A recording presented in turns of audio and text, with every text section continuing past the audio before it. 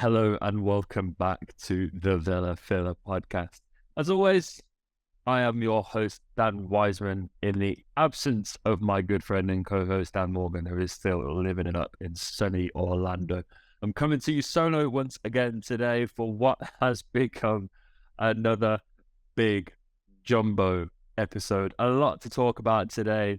We've tied it up, though, the headline news what's become a very hectic Wednesday afternoon is that Mateu Alemany, who seemed for all the world like he was going to come to Villa in some sort of director of football, sport and director role from Barcelona, has seemingly done the U-turn of all U-turns and may now be staying at Barcelona.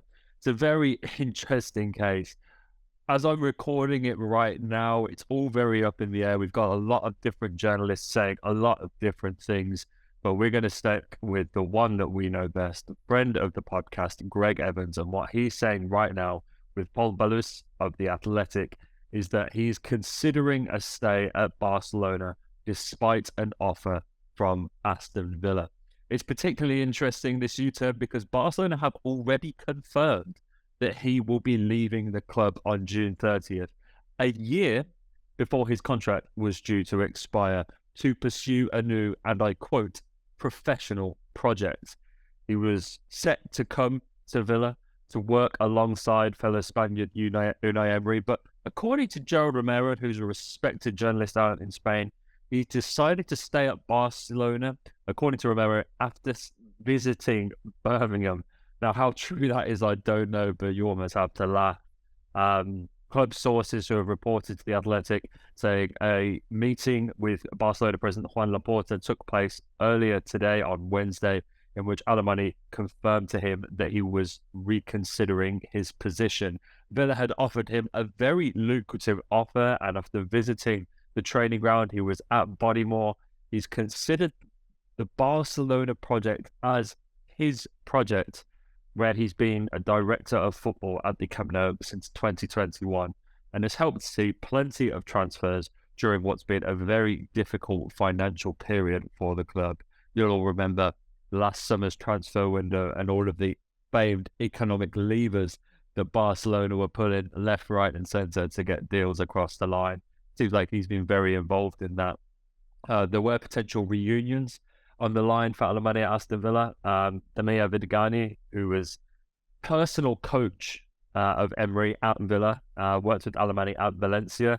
And there were several undertones to this seemingly inevitable arrival that seemed to make a lot of sense.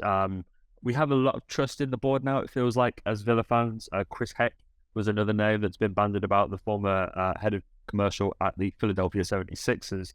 It looks to be coming on board as well. And it all seemed like we were set for a very major reshuffle of the board, which is interesting. And one where we've kind of sat back in relatively good faith as a fan base, where normally I think we'd be quite opinionated on such a matters. I think given how well the club has performed and how well we've executed the Emery appointment, for example, it feels like we've got a lot of trust in the board recently. And that I know Dan Morgan, before we went away, said that he wasn't totally sold on the idea of Alemany, but after someone like myself, it sounded quite exciting to me. And I think a lot of Villa fans, and I kind of saw this in some of the reactions to the Lo Celso transfer rumour mill that we did the other day, and that even if fans aren't necessarily too sure about the arrival of an individual, be that in the playing squad like Lo Celso or upstairs like Heck or Alemany, they're quite trusting at the moment. And a lot of the vibe about Lo Celso was, well, if he's Unai's man, that's fine by me. And it does feel like, with all the different links back to La Liga, back to Spain, and even with his personal assistant, it did feel like he and his team had at least an say or vetoed the deal. But it's not the case. It's not the case. It's particularly more interesting because Barcelona have Deco set to arrive, a former legend of the club, seemingly set to arrive and fill Alemany's position. So what happens to Deco, I don't know. But it's one where, look, you can't miss what you never had. And, we'll never know how this could have gone. It could have gone very well. It could have gone badly. As I said, I was personally one of the people that were more excited by the deal. But I put out a tweet and it was kind of like, look, we need people who are totally committed to this club, who understand the vision, who understand where Villa want to be, and can get on board and commit totally to the project. I think that's partially why Unai Emery has been such a fantastic success, because he's such a dedicated coach. We all hear about the, endless hours of trawling through tape and watching video and these long video sessions that he subjects our players to that are working wonders, but also that he wants to build his own little room at Bodymore where he can sleep overnight so he can get back on the grind first thing tomorrow. That's the commitment that's helped propel this club from being relegation scrappers to European chasers. And if people are going to be coming on board that aren't committed, I think we're better off without them. I'd rather have no Mateu Alemany on board than a Mateu Alemany that is 50-50, half committed. It doesn't make sense for the club. I think the club is appealing enough right now that we can go out and get somebody who is just as exciting, who's got a great track record and will do brilliant things for the club. We will be an exciting proposition to, if we can go and convince this guy to leave from Barcelona and get, his head turned and willing to come all the way to Birmingham to try and get this deal over the line and to sit, it just goes to show that we can pull anybody from almost anywhere. And I think that'll be the case. If we want this appointment, if we need somebody in this position, and I think it would be a good football club, good thing for the football club, for the record, then we will go and get that done. And who knows, one day this might just be a footnote in the long and storied history of this great football club. But for now, it looks like Mateu Alemany won't be joining Aston Villa. And breathe, ladies and gentlemen, and breathe. I just wanted to talk about, before we go into the preview, there's been some interesting transfer rumours as well. I'm just going to pull up my notes if you don't mind. Around Sporting Lisbon midfielder Manuel Ugarte. He's another Jorge Mendes client. I'm not going to speak about this in too much detail because these rumours have sort of come about today and they're all very up in the air and nothing too concrete has been said yet, but I just wanted to make you guys aware of it. Jorge Mendes is set to be taking care of this very promising midfielder's future. He's someone that has been involved with Barca as well in recent years. It seems like talks are continuing with a number of Premier League clubs over a summer move, with a very concrete possibility that he lands in England. This is all according to Fabrizio Romano, who didn't explicitly mention Aston Villa, but said there are three interested Premier League clubs with no agreement with any team yet. The race is open.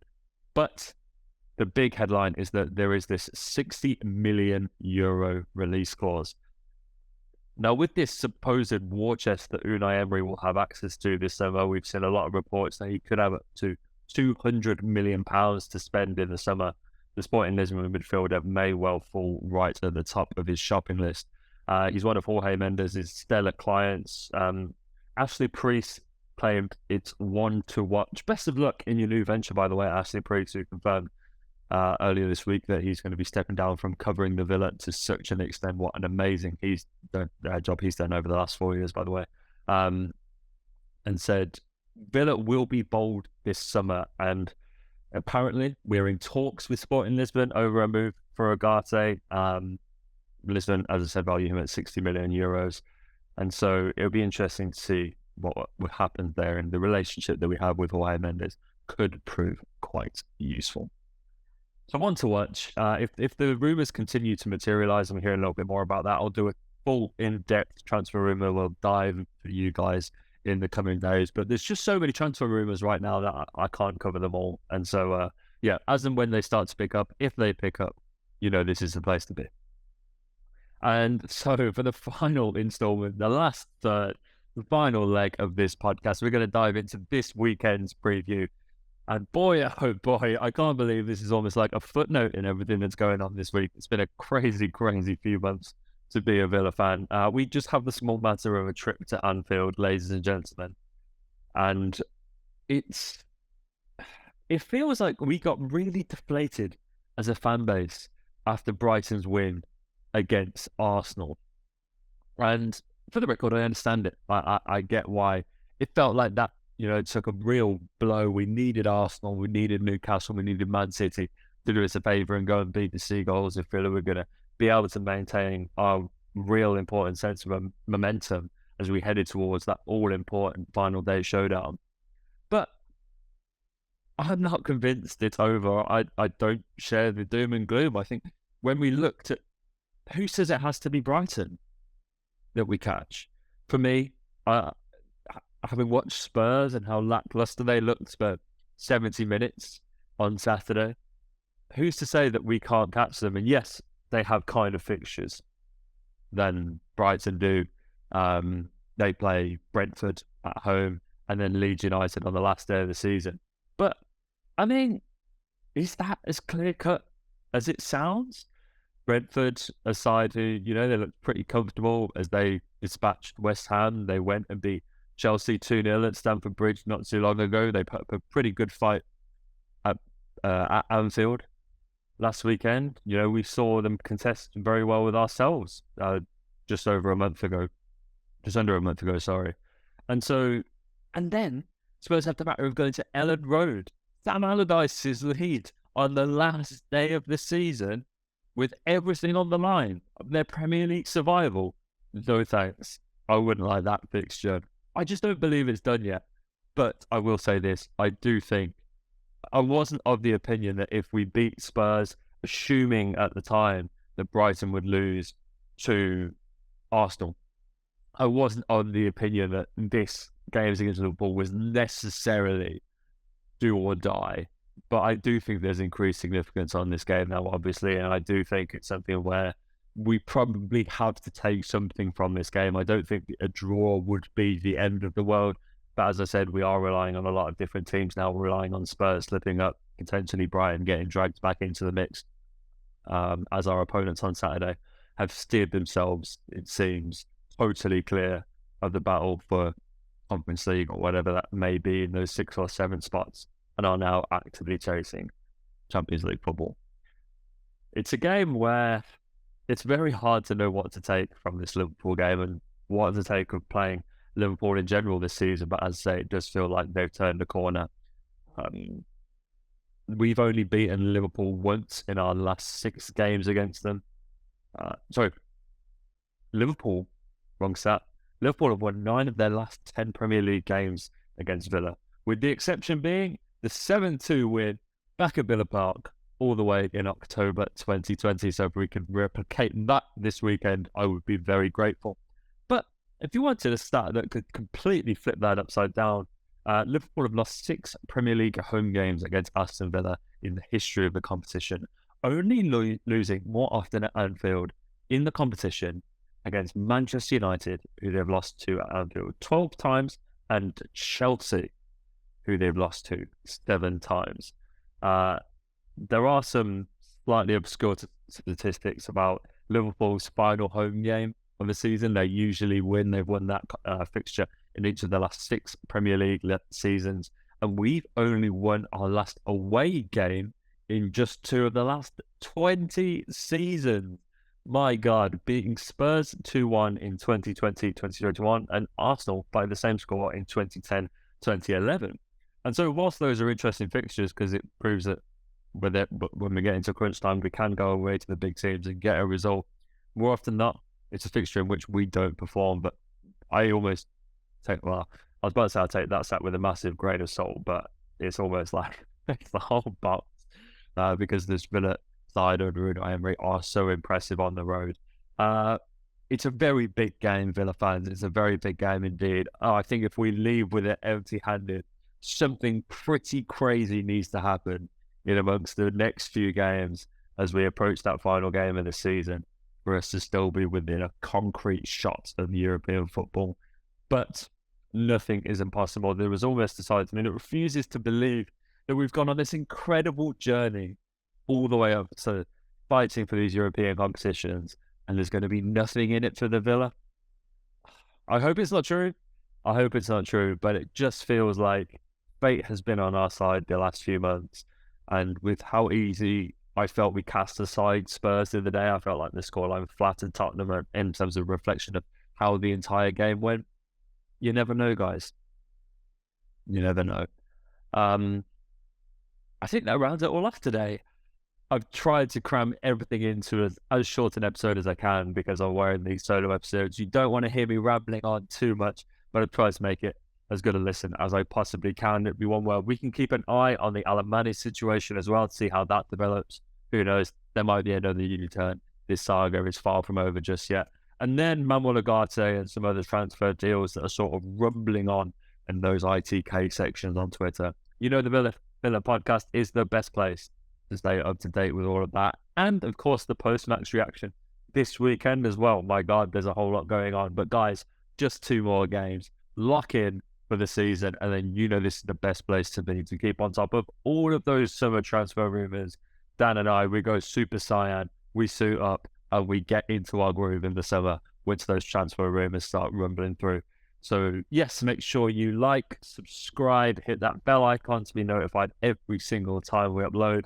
There's a link in the bio as well, which will take you to a number of our different socials. But please go and check out our TikTok and our Instagram. Dan and I put a lot of effort into that platform recently.